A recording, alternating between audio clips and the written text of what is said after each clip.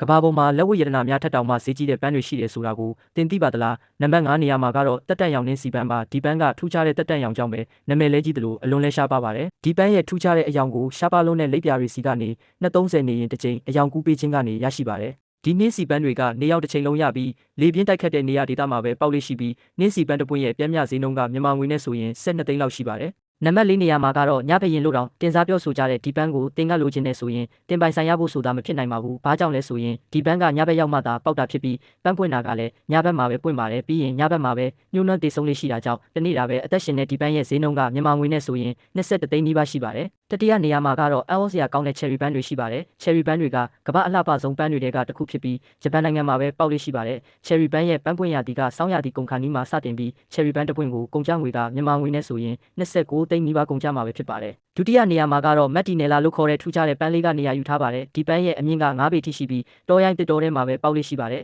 ဒီပန်းကိုစုဆောင်းတဲ့လူတွေကပန်းကိုရဖို့အတွက်တားရဲတိရစ္ဆာန်တွေနဲ့မကြာခဏရင်ဆိုင်ရလေးရှိပြီးတစ်ခါတရံမိကြောင်းတွေနဲ့တောင်တိုက်ခိုက်ရလေးရှိပါတယ်အဲဒါကြောင့်ပဲပန်းရဲ့ဈေးနှုန်းကမြန်မာငွေ44သိန်းနီးပါးအထိတန်ဖိုးမြင့်နေတာပါပထမနေရာမှာကတော့ဂျူလီယက်နှင်းစီပဲဖြစ်ပါတယ်ဒီပန်းကသမုတ်တရားတွေကဝေးလံခေါင်ဖျားတဲ့ကျွန်းတကျွန်းပေါ်မှာသာပေါက်တဲ့ပန်းမျိုးစားဖြစ်ပြီးထူးခြားတဲ့နှင်းစီပန်းတစ်မျိုးလည်းဖြစ်ပါတယ်ဒီပန်းကိုရဖို့အတွက်ဆိုရင်တောင်ထိပ်မြင့်တွေပေါ်ကိုတက်ပြီးခူးရမှာဖြစ်တဲ့အတွက်အသက်အန္တရာယ်နဲ့လည်းရင်ဆိုင်ရနိုင်ပါတယ်အဲဒါကြောင့်ဒီပန်းတစ်ပွင့်ရဲ့ဈေးနှုန်းကမြန်မာငွေ66သိန်းတန်ကျရှိနေတာပဲဖြစ်ပါတယ်